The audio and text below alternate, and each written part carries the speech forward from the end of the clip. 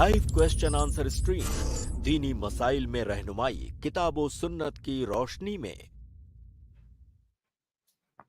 अस्सलामु अलैकुम व रहमतुल्लाहि व बरकातुहू। अल्हम्दुलिल्लाहि वहदह वस्सलातु वस्सलामु अला मन ला नबी बअदह अम्मा बाद। मैं आप तमाम भाइयों और बहनों का इस्तकबाल करता हूँ हमारी आज की इस लाइव स्ट्रीम में। मैं आपको खुशामदीद कहता हूँ। अल्हम्दुलिल्लाह हमारी लाइव स्ट्रीम जो आज की स्ट्रीम का हमारा तीसरा दिन है। जैसे कि आप जानते हैं हफ्ते में 5 दिन हम आपके रूबरू होते हैं, आपके सवालात लेते हैं, शेख मोहतरम डॉक्टर मोहम्मद नसीम मदनी हफिज़हुल्लाह तक पहुँचाते हैं और शेख मोहतरम आपके सवालात के जवाब देते हैं। तो आज भी इंशाअल्लाह शेख हमारे साथ जुड़ेंगे और जो है आपके सवालात के जवाब देंगे। तो आइए शेख को ऐड कर लेते हैं और शेख का इस्तकबाल कर लेते हैं। अस्सलाम वालेकुम व रहमतुल्लाहि व बरकातुहू। शेख वालेकुम अस्सलाम व रहमतुल्लाहि व बरकातुहू। कैसे हैं शेख? शेख अल्हम्दुलिल्लाह, आप कैसे हैं शेख? हाँ ठीक अल्हम्दुलिल्लाह। माफ़ कीजिएगा थोड़ा सा मैं ताख़िर हो गया, अभी सफ़र से लौटा हूँ। जी जी शेख। तो मतलब आप तैयारी में हैं शेख, तैयारी कर रहे हैं या स्टार्ट है प्रोग्राम के लिए आप? नहीं, आप ऐसे करेंगे इंशाल्लाह। मैं आज घर ही से ले रहा हूँ और वीडियो भी हम वीडियो पे नहीं आएंगे, ऑडियो पे रहेंगे इंशाल्लाह, हो जाएगा। ओपनिंग कमेंट लेंगे शेख आज या सवालात लेते हैं डायरेक्ट?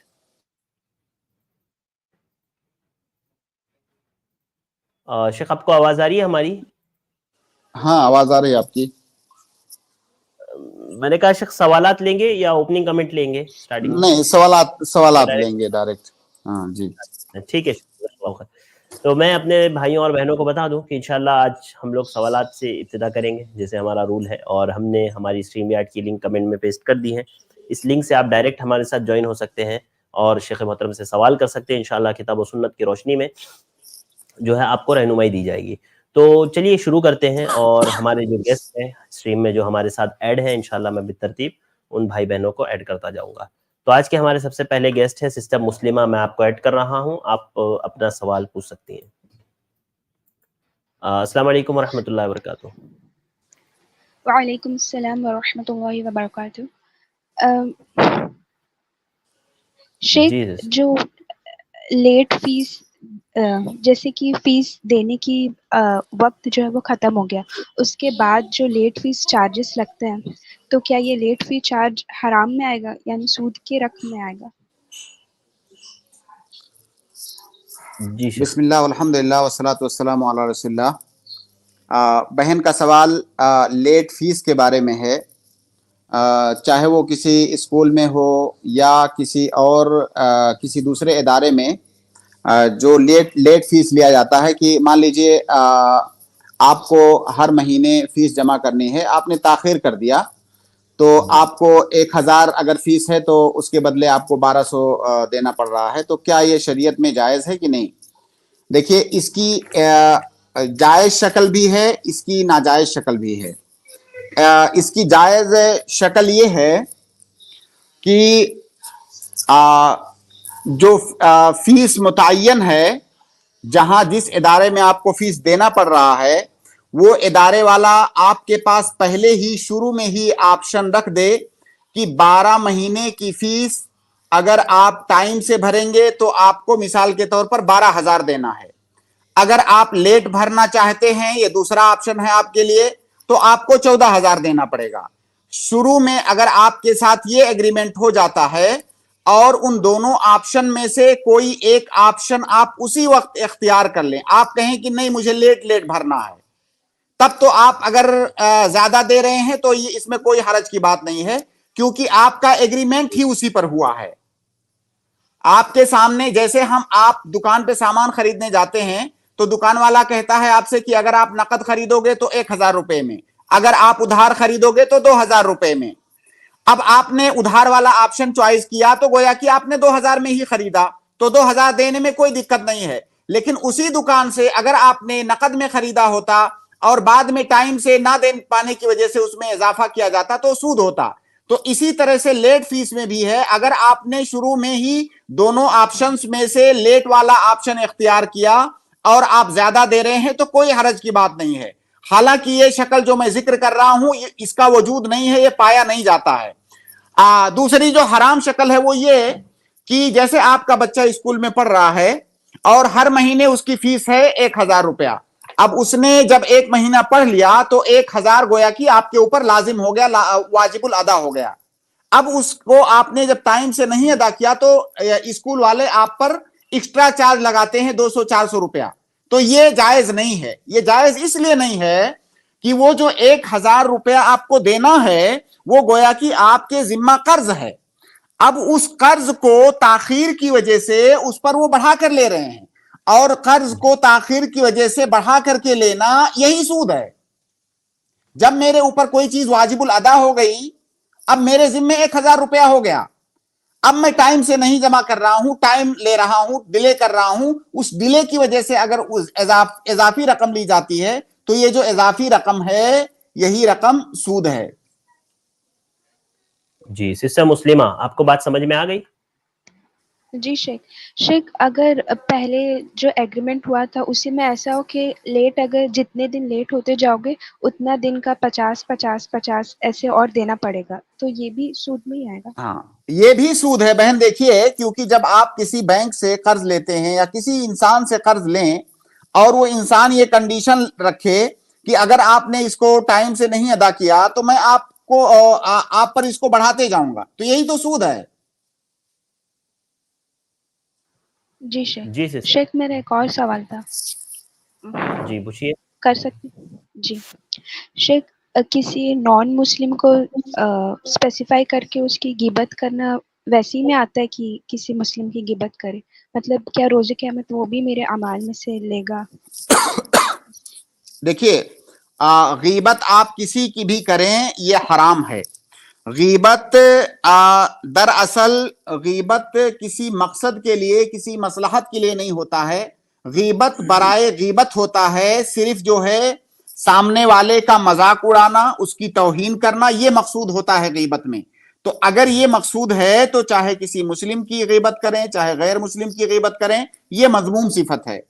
ہاں اگر کسی غیر مسلم کی آپ برائی بیان کر رہے ہیں اس مقصد سے کہ سامنے والے کو, جس کے سامنے آپ بیان کر رہے ہیں, اسے اس برائی سے روکا جا سکے, تو یہ ایک مقصد ہے. تو اگر کسی کی برائی بیان کرنے میں کوئی مقصدیت ہے, اصلاح مقصود ہے کسی کی, تب غیبت نہیں ہے. لیکن اگر صرف اس کی توہین کرنا مقصود ہے, اس کی برائی بیان کرنا مقصود ہے, اس سے کوئی اصلاح نہیں مقصود ہے, تو یہ جائز نہیں ہے. جی سسٹر مسلمہ. جی شیخ, تو کیا وہ نان مسلم بھی نیک عمل میں سے لے گا یا پھر یہ صرف مسلم کے لیے؟ نہیں, وہ آپ کا نیک عمل کیوں لے گا؟ وہ نیک عمل نہیں لے گا, لیکن آپ کو اس کا گناہ ملے گا. جی شیخ, واضح ہے. جزاک اللہ بارک اللہ فیکم. اچھا شیخ, سسٹر کا جو پہلا سوال تھا اس میں کوئی یہ اس کنڈیشن آپس میں یہ کنڈیشن رکھ لے کہ بھئی جس مہینہ اگر میں ٹائم پہ دوں گا تو اس مہینہ 1000 بھروں گا, جس مہینہ لیٹ کروں گا اس مہینہ 1200 بھروں گا, اس پر دونوں راضی ہو جائے تو؟ ہاں دیکھیں, اس کا مطلب کیا ہوا ارشد بھائی, اس کا سیدھا مطلب یہ ہوا کہ آپ سامنے والے سے جو بیع و شراء کر رہے ہیں وہ اس کی قیمت پتہ نہیں ہے, وہ جو ہے متردد ہے. جبکہ بیع و شراء میں قیمت جس وقت آپ ایگریمنٹ کر رہے ہو طے ہونا چاہیے. ایسا نہیں ہونا چاہیے کہ ایسا بھی ہو سکتا ہے ایسا بھی ہو سکتا ہے, دونوں میں سے کوئی ایک ہونا چاہیے. بیع کے شروط میں سے وہ بیع ہی ہے. دیکھیے, جیسے آپ کا بچہ اسکول میں پڑھتا ہے نا, تو آپ وہ سروس خرید رہے ہو, اجرت پہ لے رہے ہو. اجرت بھی ایک طرح کا بیع ہے, اجرت میں منفعت خریدی جاتی ہے. تو اجرت بھی اس ناحیہ کر کے بیع ہی ہے, کیونکہ اجرت میں منفعت کو خریدا جاتا ہے اور بیع و شراء میں آیان کو خریدا جاتا ہے. تو اجرت بھی ایک طرح سے بیع ہے. تو جب آپ اپنے بچے کو اسکول میں ڈالتے ہو تو وہ سروس آپ ایک طرح سے خرید رہے ہو, تو اس کی قیمت پتہ ہونا چاہیے. اگر اس کی قیمت پتہ نہیں ہے, ایسا بھی ہو سکتا ہے ایسا بھی ہو سکتا ہے, تو یہ جائز نہیں ہے. ٹھیک ہے شیخ, واضح ہے. جزاک اللہ خیر. اگلے گیسٹ ہے سسٹر ریحانہ خاتون, میں آپ کو ایڈ کر رہا ہوں, آپ اپنا سوال کریں. جی السلام علیکم رحمۃ اللہ. السلام ورحمۃ اللہ وبرکاتہ. میرا سوال یہ تھا نا کہ اعتکاف کا کیا اس کے آداب کیا ہیں اور کتنے دنوں کا کیا جا سکتا ہے, تھوڑا سا میں وہ جاننا چاہ رہی تھی. بہن, سوال آپ کا بہت تفصیل طلب ہے. انشاءاللہ جب ہم رمضان میں اعتکاف کے مسئلے پر بات کریں گے تو اس پر ہم تفصیل سے گفتگو کریں گے, لیکن فی الحال میں 2-4 لائن میں مختصر کچھ باتیں آپ کو بتا دیتا ہوں اعتکاف کے بارے میں.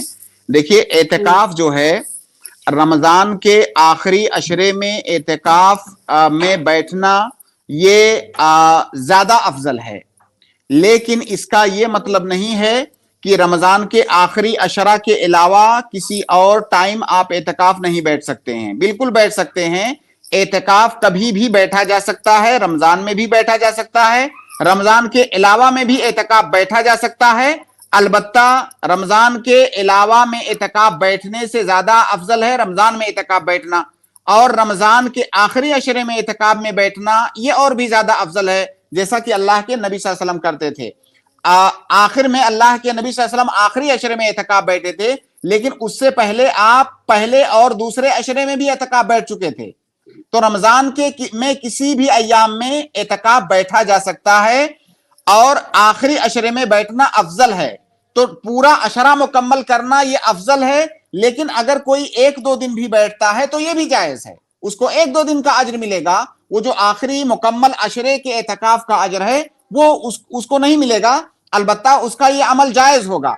बाद सहाबे कराम से आता है कि वो कहते हैं कि हम मस्जिद में कुछ घड़ी बैठते थे और एतकाफ की नीयत से बैठते थे।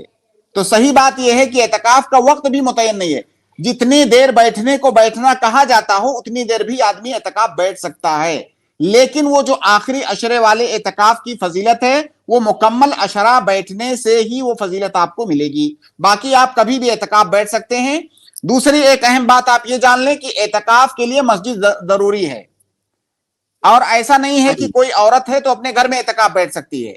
एतकाफ के लिए मस्जिद जरूरी है अगर ये इबादत आपको करना है तो। अब अगर औरतों के लिए किसी मस्जिद में ऐसा इंतजाम है पर्दे वगैरह का और जो है माहौल ठीक है तो वहां पे औरत जाकर एतकाफ बैठ सकती है, लेकिन घर में एतकाफ नहीं है, मस्जिद जरूरी है एतकाफ के लिए। वाज़ेह जी सिस्टर। अच्छा, एक क्वेश्चन ये करना था कि अगर हमको आखिरी अशरे में अगर इत्तिकाफ करना है तो उसके लिए हमको कितने बजे वो जाना होगा, और अगर उससे मुझे 2-3 दिन में ही अगर इत्तिकाफ से बाहर आना तो कितने बजे बाहर निकलना होगा, ऐसा कुछ टाइमिंग है? देखिए बहन, अगर आपको मुकम्मल अशरे का, अशरा मतलब 10 दिन, मुकम्मल 10 दिन का आखिरी अशरे का इत्तिकाफ बैठना है तो आपको जब मगरिब की अजान हो तो आपको मस्जिद में होना चाहिए। यानी किस दिन, जब आखिरी अशरा आए, मगरिब की अजान, जैसे कल से आखिरी अशरा शुरू हो रहा है तो आज मगरिब की अजान आपको मस्जिद में होनी चाहिए। और जब ईद का चांद निकल जाए, ईद के चांद की खबर आपको मिल जाए, तब आप मस्जिद से निकलेंगे तो आपका ये मुकम्मल अशरे का एतकाफ होगा। जाहिर है अगर मुकम्मल अशरे का एतकाफ आपको नहीं बैठना है तो ये जो टाइमिंग मैंने बताया इसकी कोई कैद नहीं है, आप जितने टाइम एतकाफ बैठेंगे उसका अज्र आपको मिलेगा। वाज़ेह। तो किसी टाइम भी निकल सकते हैं, मतलब अगर 2-3 कर रहे हैं तो किसी टाइम भी निकल सकते हैं इत्तिकाफ से बाहर? बिल्कुल, हाँ बिल्कुल, किसी टाइम भी निकल सकते हैं, लेकिन वो आखिरी अशरे की फजीलत आपको नहीं मिलेगी। अच्छा, वो पूरा अशरा बैठना होगा उसके लिए ना? हाँ, तब वो फजीलत मिलेगी आपको जी। चलिए, जज़ाकल्लाह खैर। ठीक है, बारकल्लाहु फीकुम, बहुत बहुत शुक्रिया। वालेकुम अस्सलाम। अगले गेस्ट है सिस्टर सुमैया, मैं आपको ऐड कर रहा हूँ, आप अपना सवाल करें।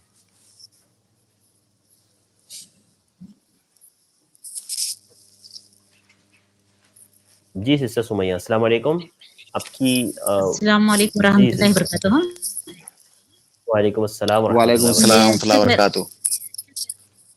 जी शेख, मेरा सवाल ये है, अब दुनिया मोमिन के लिए कैद खाना है और काफिर की जन्नत है कदी। अब दुनिया में ऐसे कुछ काफिर भी हैं जो बहुत तकलीफ में रहते हैं और मोमिन बंदे भी हैं जो अपने जो फिरते हैं, खाती हैं, पीती हैं, सब करती हैं, क्या तो ये मामला कैसा होगा? अच्छा, देखिए, एक जो सच्चा मोमिन है उसके लिए कैद खाना है ये माना करके कि आखिरत के अंदर जो नेमतें एक मोमिन को, सच्चे मोमिन को मिलने वाली हैं, उनके मुकाबले में तो ये दुनिया कैद खाना ही है। अगर आप उनसे कंपेयर करेंगे तो उसके मुकाबले में तो कितनी भी नेमत आपको मिल जाए, कैद खाना है। दूसरी बात, इस दुनिया के अंदर बहुत सारी आपके ऊपर पाबंदियां हैं शरीयत की जानिब से, आपको ये करना है, ये नहीं करना है, इससे बचना है, ये कर सकते हैं, ये नहीं कर सकते हैं, तो ये एक तरह से कैद खाना है। तो मोमिन इन पाबंदियों को झेलता है इस दुनिया के अंदर, باقی اللہ رب العالمین کی جو نعمتیں ہیں وہ نعمتیں ملنے کا مطلب یہ نہیں ہے کہ دنیا جنت ہے، جنت کے مقابلے میں تو یہ نعمتیں کچھ بھی نہیں ہیں، ٹھیک ہے. اور کافر جو ہے، کافر جب اللہ رب العالمین کے احکامات کو نہیں مانتا ہے، اب وہ چاہے پریشانی میں رہے یا نعمت میں رہے، وہ اللہ تعالیٰ کے احکامات سے اپنے آپ کو آزاد کیے ہوئے ہے، تو اس طرح سے اس کے لیے جنت بنی ہوئی ہے دنیا. تو جو کچھ اس کو عیش کرنا ہے، مزے کرنا ہے، وہ اسی دنیا میں کر لے، آخرت میں اس کو کچھ نہیں ملنے والا ہے. یہ اس کا معنی ہے. جی سر، بات سمجھ میں آئی آپ کے؟ جی جی سمجھ میں. شیخ اب ایک سوال کر لوں گی. جی پوچھ لیجیے. جی شیخ، میرا ایک بچہ معذور ہے، 12 سال کا ہے. اس کو کچھ بھی معلوم نہیں ہوتا. میں جب نماز پڑھنے کھڑتی ہوں تو باندھ کے کھڑتی ہوں. میں نماز پڑھنے کبھی کبھی اور کھول کے میرے سامنے آ کے کھڑ جاتا ہے، مجھ سے لپٹ لیتا ہے. کیا میری نماز ہو جائے گی اس طرح سے؟ ہو جائے گی انشاءاللہ، کوئی حرج کی بات نہیں ہے. بچہ آپ کا معذور ہے، وہ چھوٹا ہے، غیر مکلف ہے. جب وہ معذور ہے، غیر مکلف ہے، کوئی حرج نہیں ہے، آپ کی نماز ہو جائے گی. بلکہ آپ نماز میں رہیں اور ضرورت محسوس ہو تو اس کو سنبھالنے کی تو آپ سنبھال سکتی ہیں انشاءاللہ، اس میں کوئی حرج کی بات نہیں ہے انشاءاللہ. جی جزاک اللہ. جی بارک اللہ فیک. بہت شکریہ ہمارے ساتھ جوائن ہونے کے لیے سسا. اس کے بعد اگلے گیسٹ کو میں ایڈ کر رہا ہوں، سید بھائی کو میں ایڈ کر رہا ہوں. سید بھائی آپ اپنا سوال کریں. السلام علیکم. وعلیکم السلام. شیخ، حدیث کسے کہتے ہیں؟ ہم حدیث کی صحیح تعریف کیا کہیں گے؟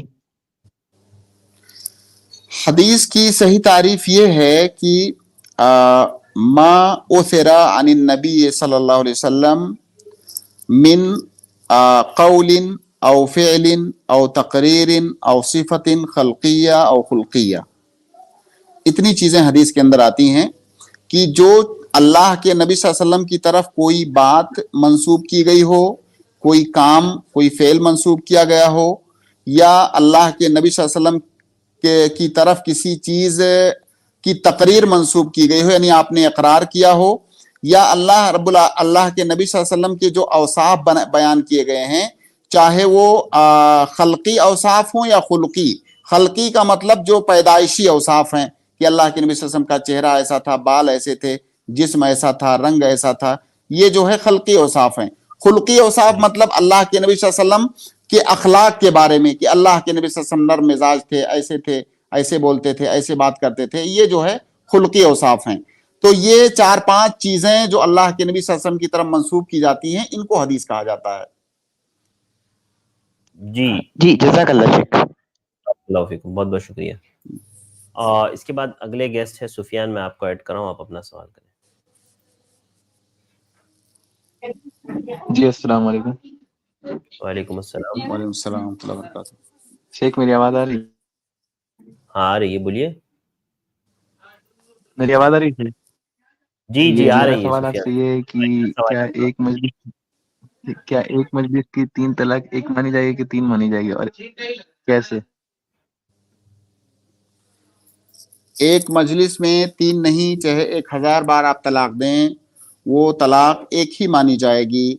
وہ اس لیے کہ ایک مجلس، ہاں بتا رہا ہوں، وہ اس لیے کہ اللہ رب العالمین نے ایک مجلس میں ایک ہی طلاق دینے کی اجازت دی ہے، ایک سے زیادہ طلاق دینے سے منع کیا ہے.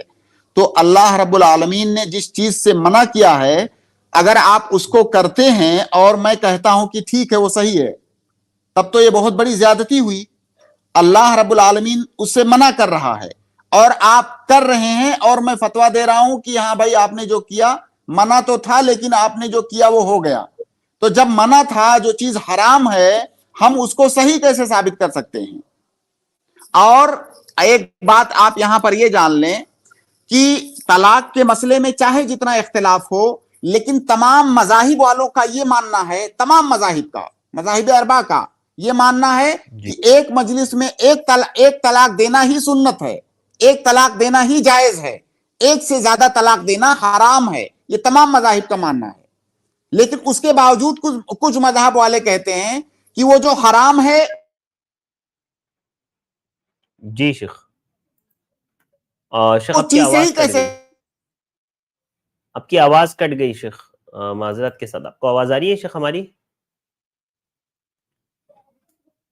شیخ آپ کو آواز آ رہی ہے ہماری؟ ہاں ابھی آ رہی ہے بالکل. آپ کی آواز کٹ گئی تھی شیخ. اب آ رہی ہے؟ جی آ رہی ہے شیخ.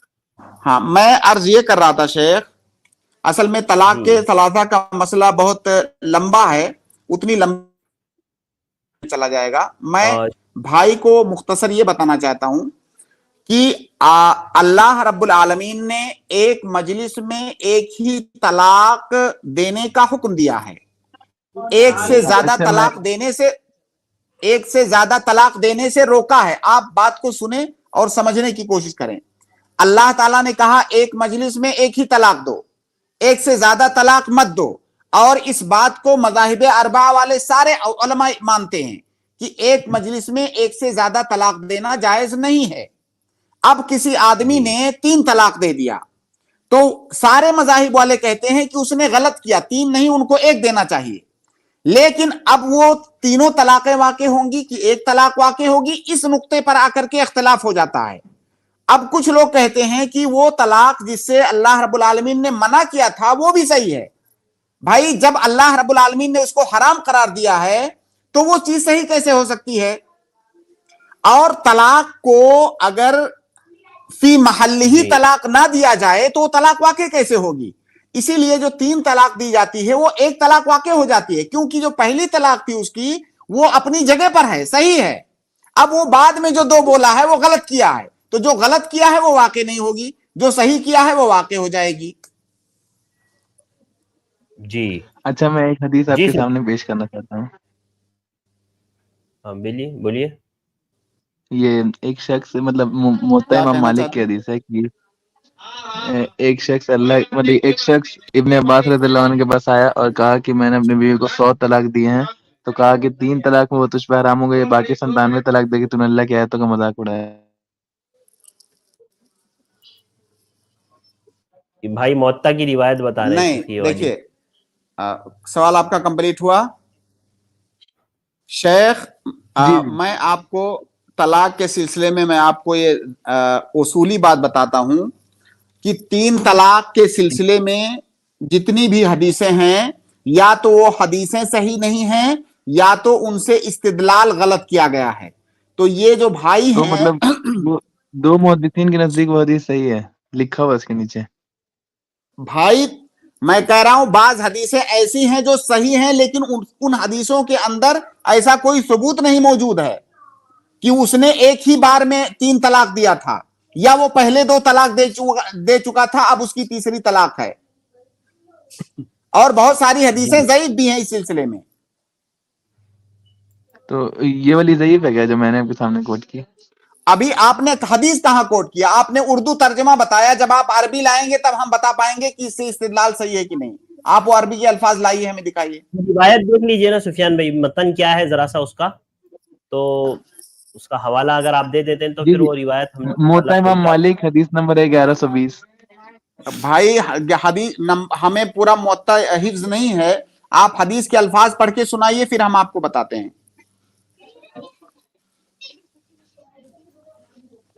آپ اپنا نمبر دے دیگا نا، میں بھیج دوں گا. ہاں آپ تھوڑا سا یہ نیچے جو 95888826 نمبر شو ہو رہا ہے نا، اس پر واٹس ایپ کر لیجئے. اچھا سنیے نا، تو زبیر علی زئی جو ہیں ان کے نزدیک 3 کیوں ہیں؟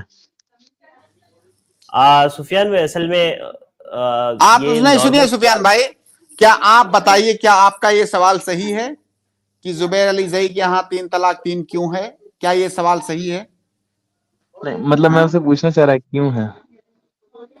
مطلب یہ ان سے آپ پوچھئے، ہم سے کیوں پوچھ رہے ہیں بھائی؟ سوال ایک دم بیجا سوال ہے. یہ دنیا میں بہت سارے پورا حنفی مذہب. سنو بھائی، کیا اہل حدیث غلط نہیں ہو سکتا ہے کسی مسئلے میں؟ میں اہل حدیث ہوں تو ضروری تھوڑی ہے کہ میں جو بھی بولوں میں تمام چیزوں میں اپنے تمام مواقف میں صحیح ہوں. میں غلط بھی ہو سکتا ہوں. اچھا یہی تو اہل حدیثیت ہے، یہی تو اہل حدیثیت ہے کہ جہاں پہ غلط بات ہے اس کو غلط کہا جائے، کوئی بھی کہنے والا ہو. جی ایک اور سوال تھا میرا. سفیان بھائی اصل میں ایک سوال میں آپ کو کافی وقت لگ گیا ہے، تو असल तो में अच्छा ये वाला किस पे भेजूंगा हदीस, बता दें नंबर। ये नंबर भेज बताया ना मैंने आपको, नीचे स्क्रॉल पे चल रहा है, देखिए 95888826, इस पर भेज दीजिए आप, ठीक है। अच्छा जज़ाकल्लाहु खैर, ठीक है, बारकल्लाहु जज़ाक। फीकुम। इसके बाद मैं अगले गेस्ट को ऐड करूंगा। अगले गेस्ट शाहरुख शेख है, मैं आपको ऐड कर रहा हूँ। जी अस्सलाम वालेकुम।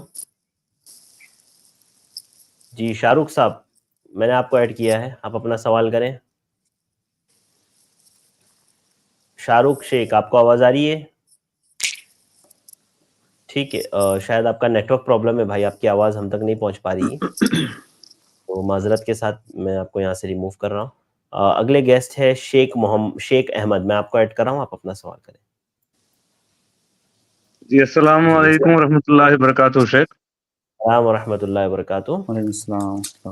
जी मेरा एक थोड़ा माशरा का सवाल है। पूरा यह है कि मैं फायर डिपार्टमेंट में काम करता हूँ और मेरा सवाल पूरा पुलिस डिपार्टमेंट की तरफ से है, जो यूनिफॉर्म पहनते हैं पूरा आंध्र प्रदेश में। ये है प्रॉब्लम क्या है कि पूरा आंध्र प्रदेश का गवर्नमेंट चेहरा छोड़ने के लिए परमिशन नहीं दे रहा है, और हमारा कॉन्स्टिट्यूशन में भी इसका कोई ये नहीं है कि चेहरा छोड़े, मुसलमान चेहरा छोड़े, इसका कोई परमिशन का कोई सवाल नहीं है। तो पूरा जो इस्लाम मुसलमान है जो यूनिफॉर्म सर्विस में काम कर रहा है, ये चेहरा छोड़े चेहरा निकाले, ये इसके बारे में मेरा सवाल है शेख। देखिए भाई, इसका ताल्लुक मुल्क के कानून से है और मुझे उस कानून का इल्म नहीं है, मुझे उसका इल्म नहीं है। अलबत्ता ये मोटी बात मुझे मालूम है कि इस मुल्क के अंदर हर मजहब वाले को अपने मजहब को फॉलो करने की आजादी है, इतना मैं मोटी बात जानता हूं। तफासिल का मुझे इल्म नहीं है, तो जिस चीज का मुझे इल्म नहीं है उस बारे में गुफ्तगू करना मुनासिब नहीं है मेरे लिए। शेख मेरा इसमें दूसरा सवाल यही है कि नबी सल्लल्लाहु अलैहि वसल्लम ने जो चेहरा नहीं है उससे बात करने के लिए, उसे देखने के लिए भी पसंद नहीं करते, तो या हम मुसलमान होने के नाते अब यूनिफॉर्म सर्विस में काम कर रहे, तो मैं चेहरा छोड़ूं या जॉब छोड़ दूं, इसमें दोनों से में कौन सा बेहतर है? ये जो आपने बताया कि अल्लाह के नबी सल्लल्लाहु अलैहि वसल्लम देखना पसंद नहीं करते थे, मुझे इस तरह की किसी हदीस का इल्म नहीं है। अलबत्ता मैं आपको शरीयत का यह हुक्म बता सकता हूं कि हमारे दीन में जहां बहुत सारे जैसे अहकाम हैं, हर दीन में होते हैं, हमारे दीन के अंदर भी हैं। तो हमारे दीन में एक मुसलमान को यह हुक्म दिया गया है कि वो दाढ़ी छोड़ के रखे, और पूरी दुनिया में कोई भी इंसान ये साबित नहीं कर सकता है कि दाढ़ी छोड़ने से उसका काम मुतासिर होगा। जरूरी नहीं है कि आप दाढ़ी नहीं रखे हुए हैं तो अच्छा काम करेंगे और दाढ़ी रखे हुए हैं तो आपका काम अच्छा नहीं होगा, ऐसा नहीं है। बाकी मैं किसी मुल्क के कानून पर बात नहीं कर सकता क्योंकि वो उसका मैं स्पेशलिस्ट नहीं हूं, लेकिन दाढ़ी रख करके भी आदमी बहुत अच्छा काम कर सकता है, कोई भी अच्छा काम कर सकता है। ठीक है, शुक्रिया, जज़ाकल्लाह खैर शेख अहमद साहब। वालेकुम सलाम। अगले गेस्ट है मकबूल मेराज, मैं आपको ऐड कर रहा हूँ, आप अपना सवाल करें। अस्सलाम वालेकुम शेख। वालेकुम अस्सलाम रहमतुल्लाहि व बरकातुहू। मेरा सवाल है कि मेरा 3 साल का बेटा है और मेरी पहली बीवी से खुला हो गया है।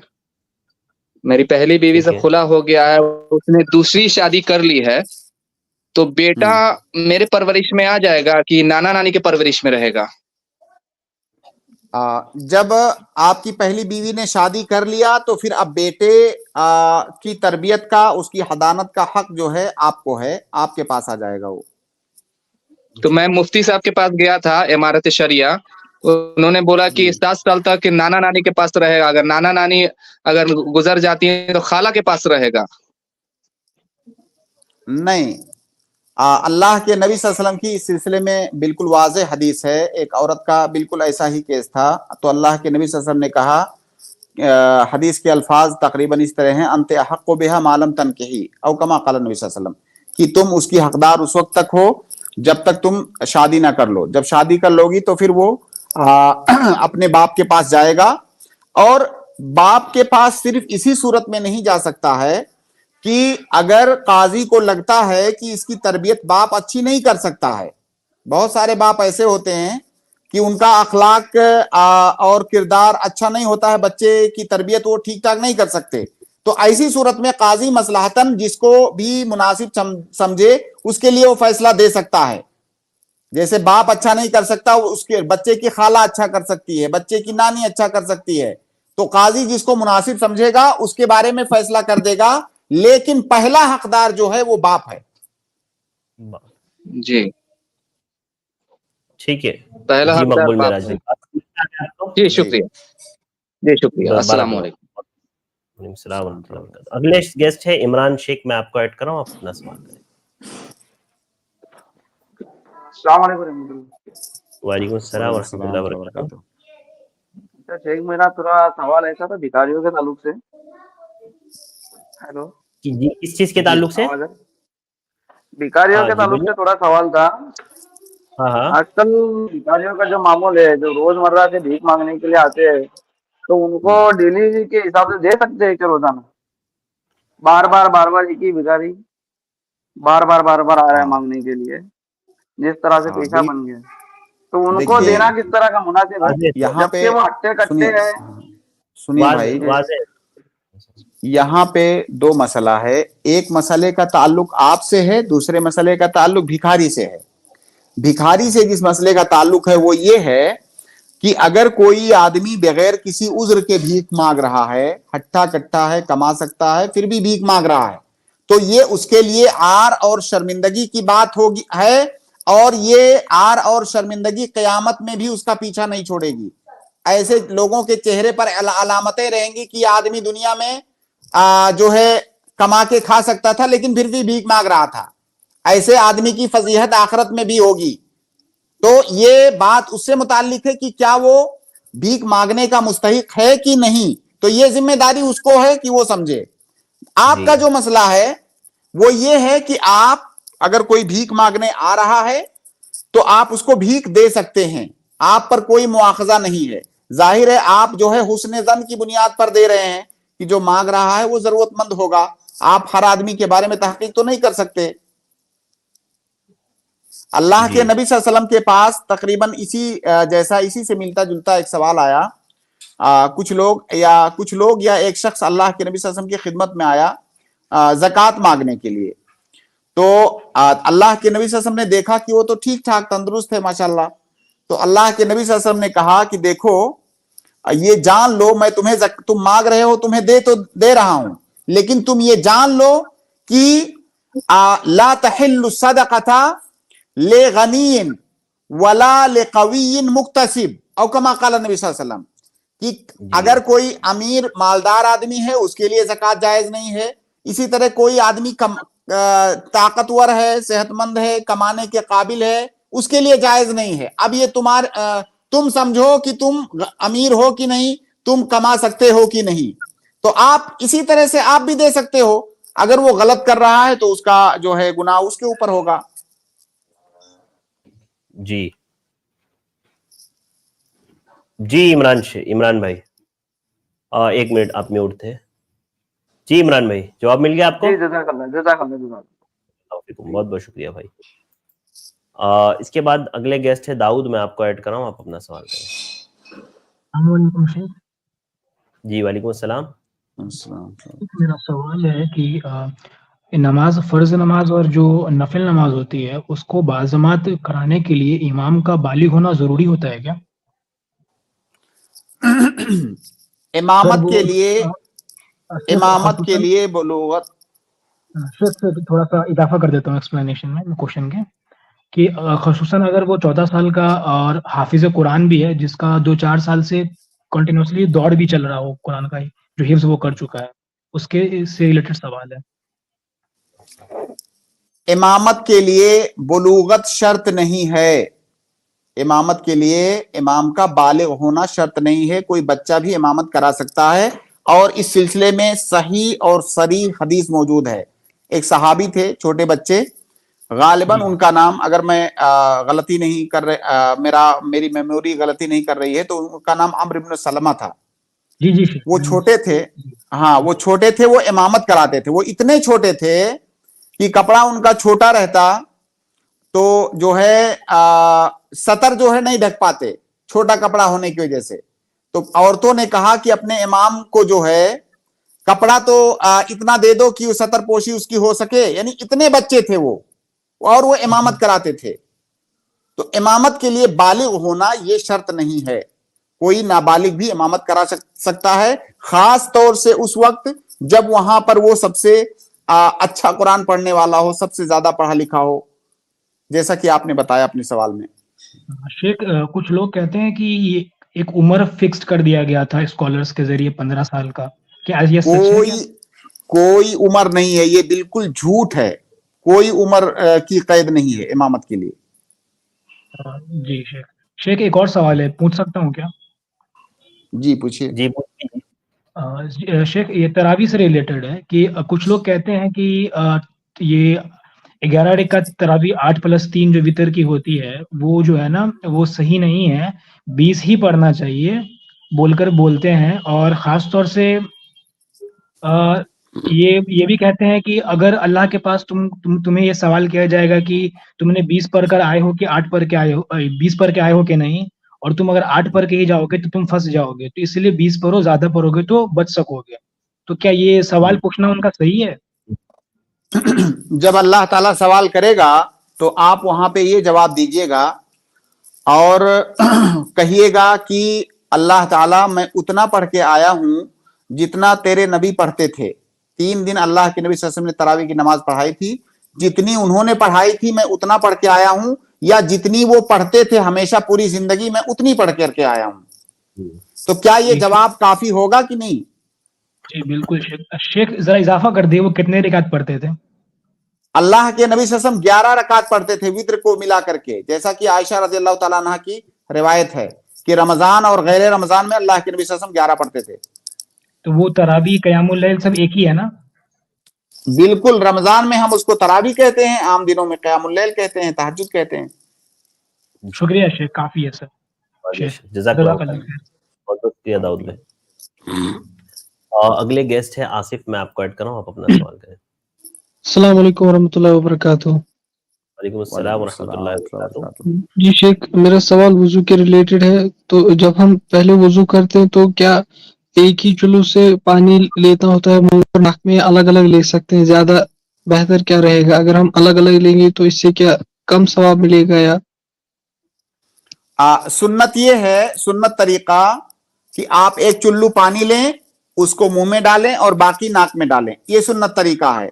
लेकिन अगर आपने अलग अलग लिया तब भी आपका वजू हो जाएगा, लेकिन सुन्नत तरीका, अफजल तरीका यह है कि आप एक ही चुल्लू पानी को थोड़ा मुंह में डालें, थोड़ा नाक में डालें। जी एक छोटा सा और सवाल था। जी पूछ लीजिए। जी, अगर हमने कुछ खाया तो अगर हम वो बाज़ा का कुछ टुकड़े मुंह में होते, अगर हम नमाज में उसको निगल लेते हैं तो उससे क्या नमाज टूट जाएगी? नहीं, उससे इंशाल्लाह नमाज नहीं टूटी। नमाज में खाने पीने से मना किया गया है, और खाना कहते हैं जब बाहर से कोई चीज मुंह में डाला जाए तो उसको खाना कहा जाता है। अगर मुंह में फंसी हुई कोई चीज है उसको निगलने से इंशाल्लाह नमाज आपकी नहीं टूटेगी। नमाज में खाने पीने से मना है, और इसको खाना पीना नहीं कहेंगे। खाना पीना बाहर से कोई चीज जाती है मुंह में, वो उसको खाना पीना कहा जाता है। जी अगर कुछ मुंह में होगा उसको निगल सकते हैं दौरान नमाज? निगल सकते हैं इंशाल्लाह, कोई हरज की बात नहीं। इतनी तशद्दुद, इतनी सख्ती नहीं है हमारे दीन में, थोड़ा सा नरमी करें अपने ऊपर। बारकल्लाहु फीकुम। बहुत बहुत शुक्रिया आसिफ भाई हमारे साथ ज्वाइन होने के लिए। और इसके बाद मैं अगले गेस्ट को ऐड कर रहा हूं। अगले गेस्ट है अब्दुल्ला, आप अपना सवाल करें। अस्सलाम वालेकुम शेख, मेरी आवाज आ रही है? जी हाँ, आ रही है। शेख मेरा सवाल था ताल्लुक बुरी नज़र से। तो शेख जो हमारी खाला हैं वो तकरीबन ये शिकायत करी थी कि पिछले कुछ महीनों से उनकी बहुत तबीयत अचानक डाउन हो रही।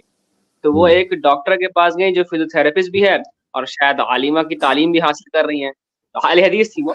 तो शेख उन्होंने ये कहा कि आपको शायद ये आसार जो लग रहे हैं वो बुरी नज़र के हैं। तो शेख मेरा सवाल था कि बुरी नज़र उतारने का कोई तरीका है जो आपको पता नहीं हो कि आपको किससे पड़ी है बुरी नज़र?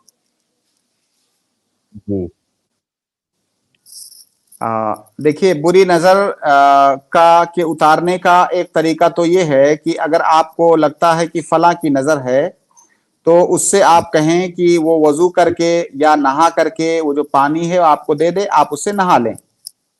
एक तरीका तो ये है, लेकिन ये थोड़ा मुश्किल है क्योंकि कभी तो आपको पता नहीं होता है, और कभी अगर पता हो भी आपको किसी पर शक हो तो उससे मांगने में आपको तकलीफ होती है, खास तौर से हिंदुस्तान जैसे माहौल में जहां पे बहुत ज्यादा जहालत है। अगर किसी से आप मांग लो तो वो समझेगा कि मेरे ऊपर तो बहुत बड़ा तोहमत लगा रहे हैं, हालांकि नजर तो किसी की भी लग सकती है। तो इस तरीके पर अगर अमल नहीं कर सकते हैं तो रुकिया शरिया करें, रुकिया शरिया करें, और आप यकीन रखें कि इंशाअल्लाह उससे आपको शिफा मिलेगी। रुकिया शरिया में बहुत सारी दुआएं हैं, कोई खास ऐसी अनेक ही एक ही दुआ है उसी को आप पढ़ेंगे तभी।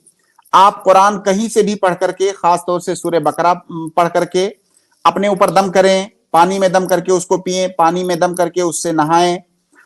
इसी तरह से जो मुअव्विज़ात हैं, कुल औज़ बिरब्बिल फलक, कुल औज़ बिरब्बिन नास, कुल हुवल्लाहु अहद, इनको पढ़ करके अपने ऊपर दम करें और पानी पर दम करके पिए, पानी पर दम करके नहाएं। आयतल कुर्सी पढ़ें, सूरह बकरा की आखिरी आयतें पढ़ें, और अल्लाह के नबी सल्लल्लाहु अलैहि वसल्लम की हदीसों में बहुत सारी जो दुआएं वारिद हैं उनको पढ़ें। औज़ु बिकलिमातिल्लाहि ताम्मा मिन कुल्लि शैतानिन व हाम्मा व मिन कुल्लि ऐनिन लाम्मा।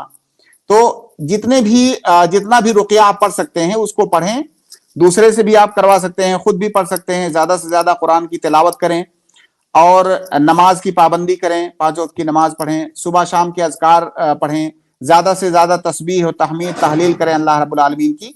इंशाअल्लाह धीरे धीरे सब खत्म हो जाएगा। वाज़ेह। तो शेख अगर सूरह बकरा की तिलावत मतलब एक बार में सारी कर लेनी है या फिर थोड़े कर सकते हैं? अगर आप सारी कर पाए तो ठीक है, क्योंकि लंबी सूरत है। आप अलग अलग मजलिसों में करें तब भी इंशाअल्लाह कोई हरज की बात नहीं है। आपने थोड़ा सा पढ़ा, फिर किसी काम के लिए उठ गए, फिर पढ़ा, आप इस तरह भी पढ़ सकते हैं। और सूरह बकरा सुने भी। अब देखिए, जब आप जैसे पढ़ते पढ़ते थक गए तो आप सूरह बकरा सुन भी सकते हैं, अभी यूट्यूब पे मौजूद है माशाल्लाह, तो आप उसको सूरह बकरा सुने। वाज़ेह जी। अब्दुल्ला शेख, परमिशन तो नहीं मिलेगी सेकंड सवाल पूछने की कि मिलेगी? जी, लंबा हो गया ना, थोड़ा सा शॉर्ट में होता है तो दे देता हूं मैं परमिशन। कल आ जाइए इंशाल्लाह। ठीक है, ठीक है शेख, ठीक है, जज़ाकुमुल्लाह खैर। सुनिए अब्दुल्ला भाई, एक सेकंड। जी ये आप अरशद भाई के पर्सनल पे कांटेक्ट कीजिएगा प्रोग्राम के बाद। मैं इनको एक रुकिया भेज रहा हूँ, ये आपको दे देंगे इंशाल्लाह। उसमें उर्दू में तालीमात लिखी हुई हैं, उसको देख करके आप करें। अब्दुल्ला भाई, ये हेल्पलाइन नंबर है ना, इस पे आप मैसेज कर दीजिए मुझे। ओके शेख, ओके, जज़ाकुमुल्लाह खैर, बारकल्लाह फीकुम। बहुत बहुत शुक्रिया अब्दुल्ला भाई। इसके बाद अगले गेस्ट है राशिद अनवर। मैं आपको ऐड कर रहा हूं, आप अपना सवाल करें। अस्सलाम वालेकुम रहमतुल्लाहि व बरकातहू। वालेकुम अस्सलाम व रहमतुल्लाहि व बरकातहू। शेख, मेरा सवाल ये है कि सूरह अखलास को मतलब हर रकात में कोई भी एक सूरह पढ़ने के बाद उसको पढ़ सकते हैं क्या? जैसे कि वो एक सहाबी का वाला वाकया जो है सूरतुल इखलास के ताल्लुक से सवाल है। जी, एक सहाबी का के बारे में हदीस है कि वो हर इमामत करते थे और हर नमाज में आखिर में कोई सूरत पढ़ने के बाद आखिर में सूरह इखलास पढ़ते। तो अल्लाह के नबी सल्लल्लाहु अलैहि वसल्लम ने जब उनसे पूछा इसका सबब, तो उन्होंने कहा मुझे मोहब्बत है इस सूरत से। तो अल्लाह के नबी सल्लल्लाहु अलैहि वसल्लम ने उसका इकरार फरमाया, उनकी हौसला अफजाई भी फरमाई। तो अगर कोई आदमी पढ़ता है तो इसमें कोई हरज की बात नहीं है, पढ़ सकता है। सूरह इखलास बहुत अदीम सूरत है, बहुत अदीम। इसीलिए इसको जो है कहा गया है तादिलु सुलुसल कुरान, सुलुस कुरान के बराबर है। देखिए, बहुत इसकी कई एक तफसीर की गई है कि ये सुलुसे कुरान 1/3 कुरान क्यों कहा के बराबर क्यों कहा गया है। तो सूरह इखलास के अंदर ना अल्लाह रब्बुल आलमीन की वहदानियत है, तौहीद है। तौहीद को बयान करने के जो बेहतरीन तरीन सेगे हैं वो सेगे सूरह इखलास के अंदर मौजूद हैं। और इस्लाम की इब्तिदा और इस्लाम का खुलासा अल्लाह रब्बुल आलमीन की तौहीद है। और कुरान के अंदर जो है आमतौर से उलमा ने, मुफस्सिरीन ने जो जिक्र किया है कि कुरान में 3 तरह के मौज़ूआत हैं। एक तो अल्लाह रब्बुल आलमीन की तौहीद, दूसरा जो है दीन के अहकाम, तीसरा जो है गुज़श्ता उम्मतों के वाक़यात। 3 तरह के मौज़ूआत हैं कुरान में उमूमन, और सूरह इखलास मुकम्मल तौहीद है इसमें। तो कुरान के जो 3 मौज़ूआत हैं, एक मौजू इसके अंदर मौजूद है इसीलिए इसको सुलूस कुरान कहा गया है। तो बहुत अजीम सूरत है, इसको ज्यादा से ज्यादा पढ़ना चाहिए, नमाजों के अंदर भी और वैसे भी जितना ज्यादा आदमी पढ़ सके पढ़ना चाहिए। जी जज़ाकल्लाह खैर, जज़ाकल्लाह। बारकल्लाह फीक, बारकल्लाह। बहुत बहुत शुक्रिया हमारे साथ ज्वाइन होने के लिए। अगले गेस्ट है नईम आलम, मैं आपको ऐड कर रहा हूँ, आप अपना सवाल करें। अस्सलामु अलैकुम व रहमतुल्लाहि व बरकातुहू शेख। वालेकुम अस्सलाम व रहमतुल्लाहि व बरकातुहू। शेख मेरा सवाल है कि जैसे नमाज में जैसे सूरे को क्या सीक्वेंस से पढ़ना जरूरी है कि जैसे पहले रिकात में अगर हम कुल या अय्युहल काफिरून पढ़ लिए और दूसरी रिकात में अगर हम अलम तरा कैफा पढ़ें तो पढ़ सकते हैं कि नहीं पढ़ सकते, कि सीक्वेंस में पढ़ना है कि जैसे कुल या अय्युहल काफिरून के बाद कुल अल्लाह है? नहीं पढ़ सकते हैं भाई, तरतीब जरूरी नहीं है जी, तरतीब जरूरी नहीं है कि आपने पहली रकात में जो सूरत पढ़ी है तो अब दूसरी रकात में उसके बाद की सूरत पढ़नी है, ऐसा जरूरी नहीं है। अच्छा लेकिन ये क्या से क्या हनाफ के नजदीक क्या ये जरूरी है क्या इस तरह का पढ़ना? भाई आप यहाँ जो सही जवाब है वो जवाब लीजिए, छोड़िए अहनाफ के यहाँ। ठीक है नहीं भाई, जज़ाकल्लाह, बहुत बहुत शुक्रिया कासिम भाई, बारकल्लाह, अल्लाह बहुत बहुत हाफिज़। शुक्रिया भाई। वालेकुम सलाम। अगले गेस्ट शाहरुख शेख है, मैं आपको ऐड कर रहा हूँ, आप अपना सवाल करें। अस्सलाम वालेकुम। वालेकुम अस्सलाम व रहमतुल्लाह। शेख मेरे एक ही सवालात है और उसके दो हिस्से। शेख अभी जैसे कुछ भाई लोग हैं हमारे, वो मस्जिद जो काबा के इमाम है और जो मस्जिद नबवी के इमाम है, उनके पीछे वो नमाज पढ़ना जायज नहीं समझते और दुरुस्त नहीं समझते, क्योंकि हम मतलब उनके जैसे मतलब अमाल नहीं करते, जैसे खुराफात या बिदात हो गए, तो उनके पीछे नमाज पढ़ना कैसा है शेख?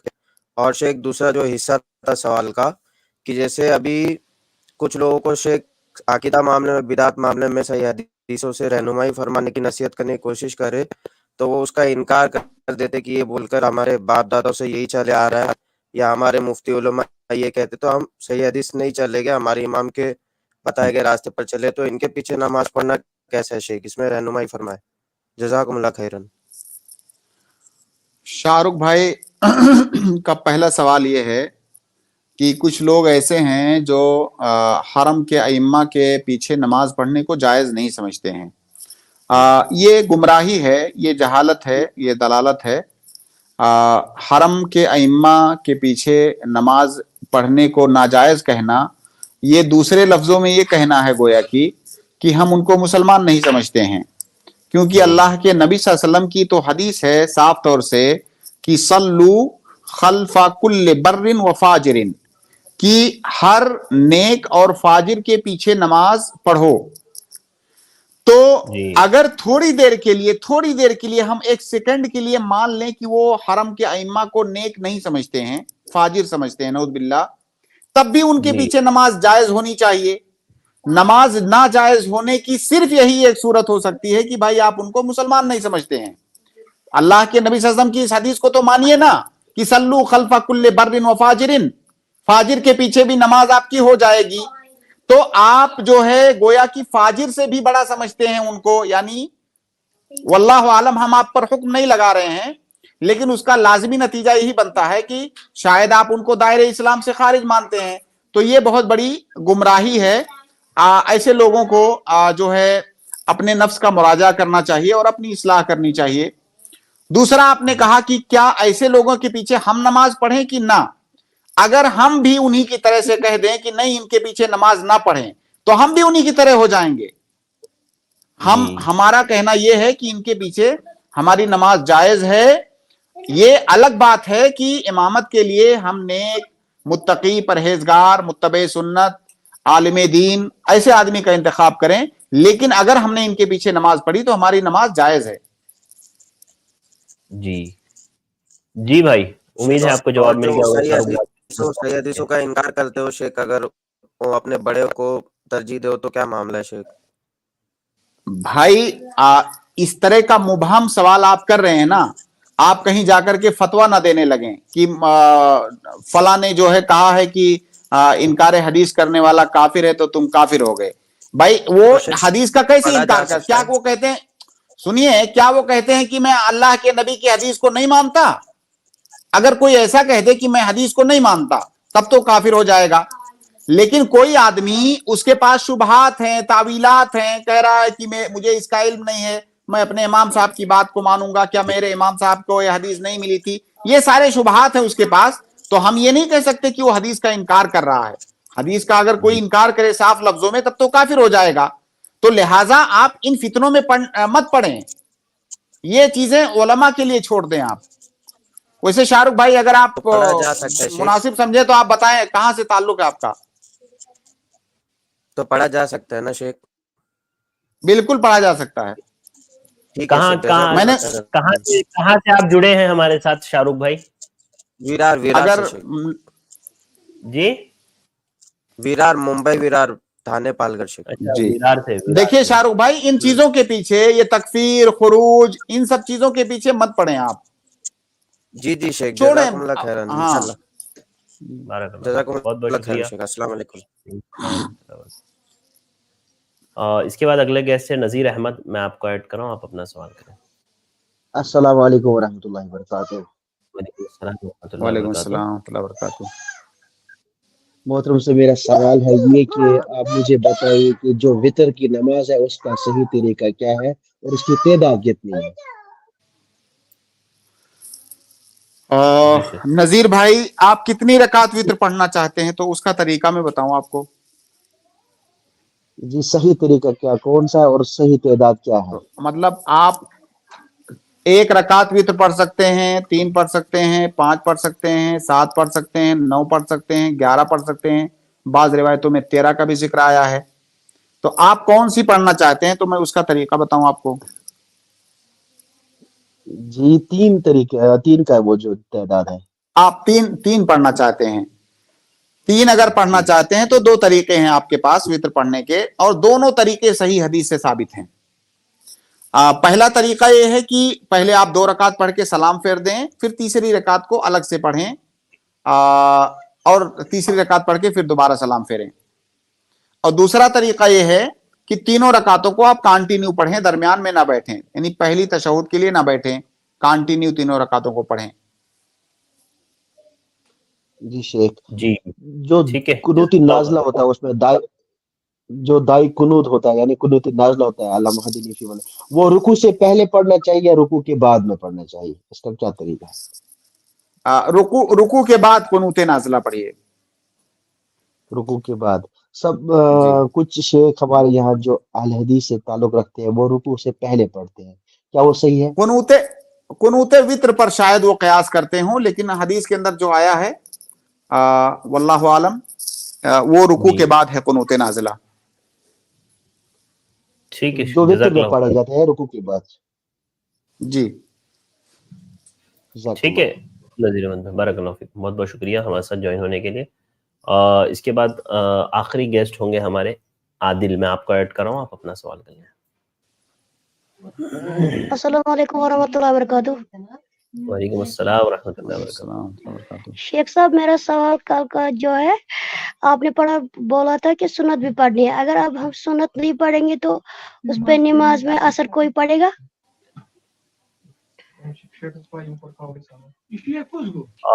सवाल वाज़ेह हुआ शेख आपके लिए? ये कल के सवाल का हवाला दे रहे हैं, कल का सवाल तो याद नहीं रहेगा मुझे। पूछ लो, सवाल पूछ लो बेटा, क्या है पूरा सवाल? कि जो फर्ज तो पढ़नी है, सुन्नत शेख साहब ने बोला था सुन्नत भी पढ़नी है, मैं बोलता हूँ अगर सुन्नत नहीं पढ़ेंगे तो उस पे नमाज में कोई असर नहीं पड़ेगा तो। अच्छा अच्छा शेख, वो आपने कल कहा था ना छुटी हुई नमाजों के ताल्लुक से, तो जो सवाल किया गया था कि फर्ज के साथ सुन्नतों को भी कज़ा करना चाहिए, कहा था करना चाहिए, तो ये कह रहे हैं कि अगर सुन्नतें कज़ा नहीं करे तो क्या फर्ज पर कोई असर तो नहीं होगा ना? नहीं, बिल्कुल नहीं होगा। सुन्नत नमाज अलग है, फर्ज नमाज अलग है। अगर आप सुन्नत नहीं पढ़ते हैं तो उस पर आपको गुनाह नहीं है, बस ये आपको पता होना चाहिए कि ये नमाज सुन्नत है जो कि मैं छोड़ रहा हूँ सुस्ती की वजह से, किसी वजह से। मैं उसकी फजीलत का एतराफ करता हूँ, उसका इकरार करता हूँ, اور یہ میں مانتا ہوں کہ میں جو نہیں پڑھ رہا ہوں اس کے ثواب سے محروم رہوں گا. صرف یہ عقیدہ ہمارا ہونا چاہیے.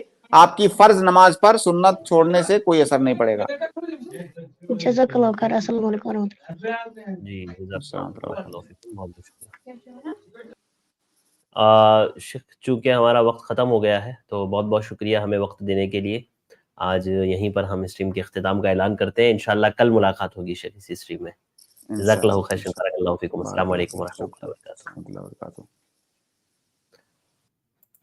اس کے بعد میں اپنے تمام بھائیوں اور بہنوں کا شکر گزار ہوں جو ہمارے ساتھ جڑے رہے, اور معذرت خواہ ہوں ان بھائیوں سے جن کے سوالات نہیں ہو پائے. انشاءاللہ کل میں آپ لوگوں کو ضرور ایڈ کروں گا اور ضرور آپ کے سوالات ہم لیں گے.